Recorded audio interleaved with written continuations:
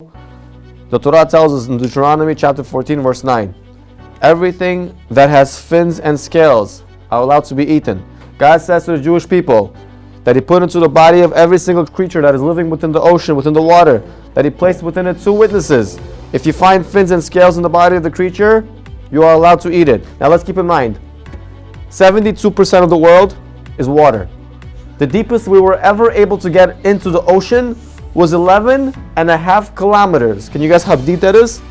That's about 8 miles. That's how deep, with our most sophisticated submarines, we were able to get so deep into the ocean. That's very deep. There were more than 33,600 types of recognizable fish, about 40,000 types of fish. And of course, over time, they're making more fish in the ocean that we're not even aware of. There are billions of different species within the ocean. When the Torah was given, more than half of them didn't even exist. Artificially, scientists are merging and crossbreeding all these fish just to for their own experiments and for their own reasons. Now the Torah says it was given to you and for every generation to come, which means once the Torah makes a statement, it's applicable for all time. What you eat must have 2 signs, fins and scales. This is a rule. When the Torah makes a statement, it's not just talking about within its day and age. It's talking about now until forever. Chapter 6 in the 9th Mishnah of Nida. Listen carefully.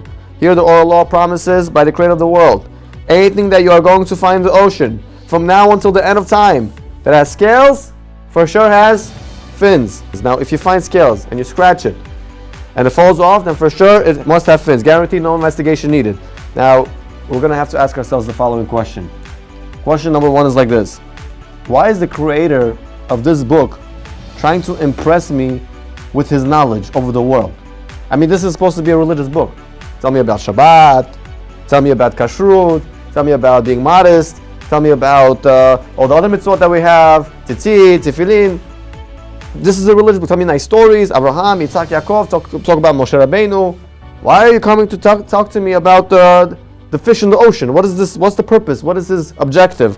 What is he trying to accomplish by telling me that you will never find such a fish within the ocean? My second question is, do you know a person that lived 3,320 years ago that's going to be able to make such a guarantee that within all the trillions of billions of things within the ocean that are moving right now from now until forever, that you'll never find not one within the ocean that has scales but no fins? Can you tell me somebody who you know could make such a statement? It would be impossible for any human to make such a broad statement. Nobody could make such a generalization about the marine world, the marine life within the ocean. In order to write such a thing, you would have to know all the fish that live within the world simultaneously. Everything that's living within the world. Now we know that over time we're discovering more types of fish.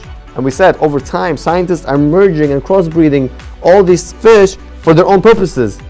And there are Bible critics who are trying to find this fish. What do you think? They found such a fish? It's been how many years? Thousands of years since the Torah was written. And the Torah made a statement and it said, I make a guarantee. Now I'm telling you something that proves to us that this Torah must be 100% divine, no doubt about it. Because for a human being to write such a thing is very risky. He's writing the Torah with chapters upon chapters, trying to sell his book, and all it takes is to write one foolish thing, and all it takes is one person to go and disprove him, and the entire Torah will be false. The whole thing will just be torn apart, nobody's going to take it seriously. Yet, the Creator of the world is giving you something that nobody else could give you.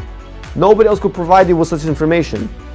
Because nobody could know all the fish that are living within the ocean. And it's not like he tried to play it safe, He said, in this river, you'll never find such fish. Or in this lake, or in this stream. He's talking about all the 5 bodies of water within the entire world. All the oceans, the Pacific, all the oceans that are, the Indian Ocean, the Atlantic, every single ocean you could think of, all the fish, deep as you can go.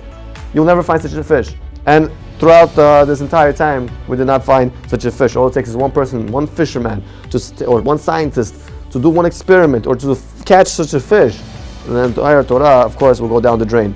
But of course, no person has the ability to make such a statement and to prevent something. That just shows you the control he has over the future.